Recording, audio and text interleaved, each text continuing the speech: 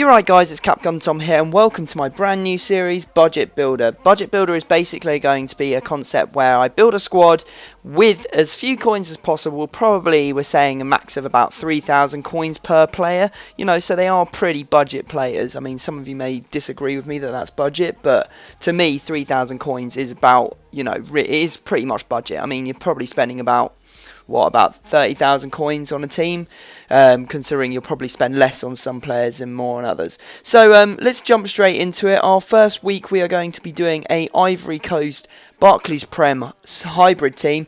Now the reason I wanted to do this was because there are two very good strikers, well, one very good striker who's from the Ivory Coast and one who's maybe not so good but is actually still, you know, half decent. So there are our two front men. We have Doumbia and Kone. So as you can see, we're obviously going to hybridize Kone with the Barclays Prem, and we're going to, you know, do Ivory Coast over on the other side. So moving on, we have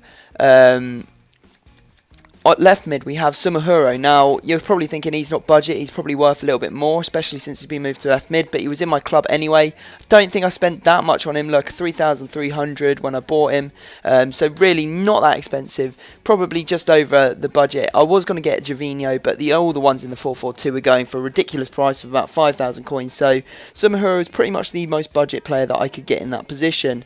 Obviously we bought Doumbia for 2,700 coins and Kone for even less of exactly the same for 2,700 coins. Would you believe it? Anyway, moving on to one of our centre mid positions, we have Romaric. Now, Romaric is absolutely massive. He is, I can't remember how big, 6'2". For a centre mid, that's very big. Now, he has 75 shooting, 84 passing, 70 dribbling, and 70 defending. I will talk a bit more about the player's performance a little bit when you see some clips, but for now, all you need to know is that we got Romaric playing out there. At left back we have Jakpa, probably the best left back I think that's Ivory Coast. 78 pace and 68 defending. Not the best stats, but there's very slim pickings in that area of the field for an Ivory Coast player. At centre back we are going to be using Kolo Touré. Now the reason that we're using Kolo Touré is because obviously he plays in the Barclays Premier League and he is from the Ivory Coast, which means that we're going to be able to hybridise him into the squad. Now he isn't the best, I won't lie. He does have 80 defending and 81 heading, but his pace lets him down a bit at 68. So in goal I decided to pick someone who's quite budget wise, and that was Friedel. Picked him up for 800 coins in our formation, so not really very expensive at all. Talk about him a bit more in a bit. At the other centre-back position, we have Vertonghen. Now, you're probably thinking Vertonghen usually goes for quite a bit, but I managed to pick him up for 2,600 coins. All the lowest buy now is for 3,500, but it does prove that you can get him for a little bit less. We bought Kolo Touré for 1,900. I also bought this Jakpa for 400 coins. Moving on for the rest of the pitch, at right back we had to choose someone that was kind of budget who plays in the Premier League. That was Jose Bossingwa. Unfortunately, he did get sent off in the last game, but he does have, I did buy him for 500 coins, does have weak foot of 4, which isn't too bad at all, and he does have 80 pace, I believe, as well. At right mid, I decided to go for another BPL player, not Brunt. We actually went for Pennant, just because of his pace and the fact that he was pretty cheap. I bought him for 650 coins, really good price for him there, and you know 80 dribbling, that's pretty good for a winger. That's the sort of stats you want to be looking for.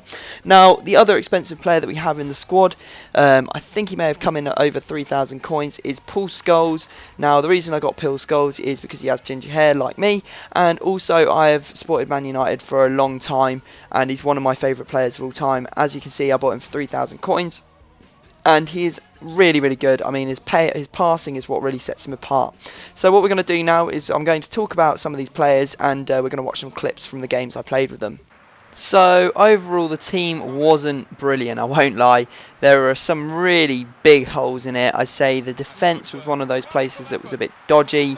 The attack was generally quite good. Maybe Sumahuro is a bit weak, I think, out on left mid. But Kone and definitely Doumbia were very good up top.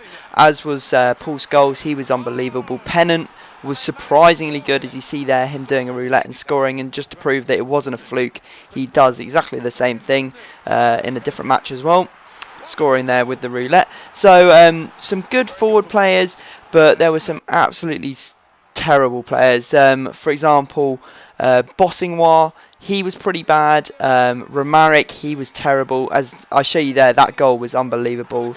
Flicking the ball round the player and going back inside. Some great touches there from Kone to get in on goal. You can see it in fast motion here in the replay. But yeah, so Romaric, he was terrible. And there were a few really bad players, I won't lie. But definitely, if you're going to build a team, consider Doumbia, consider Kone, consider Paul Scholes. Think about Pennant, he's good. Definitely Vertonghen, he's definitely worth a shout. But other than that, some of the players weren't all that brilliant. And you can see here Vertonghen just, getting us a goal from that corner just to prove that he was probably the best defender on the pitch. Anyway, welcome to a brand new feature. Basically, it's called Dick of the Day. And what I'll be doing is I'll be choosing the worst player of the team and basically crucifying them with a couple of clips. Now, there were a couple of contenders for it this week. Definitely, I mean, Torre was pretty bad. Romaric was also very, very bad as well. But unfortunately, the Dick of the Day award goes to none other than Brad Friedel. He was absolutely shocking, and you're about to see why. So first off, you can see here in this clip that, he does something, it's not terrible, he kicks it out of the field, his player picks it up, it doesn't go anywhere near Kone, unfortunately. But this is an unbelievable goal, don't get me wrong, but from that range, and considering it wasn't going that fast and it was pretty close to him, he definitely should be saving that. This is an even worse mistake. It's unbelievable. What is he doing there? So, yeah, unfortunately, Brad Friedel does have to get Dick of the Day in this episode. I will be doing a Dick of the Day in every episode coming from now. So, guys, I hope you've enjoyed this little video. Please leave it a like. Some good feedback would be really cool to see. And if you want me to keep doing these sorts of videos, then definitely drop a comment and say so. And I guess I'll leave it there, and I'll see you all next time.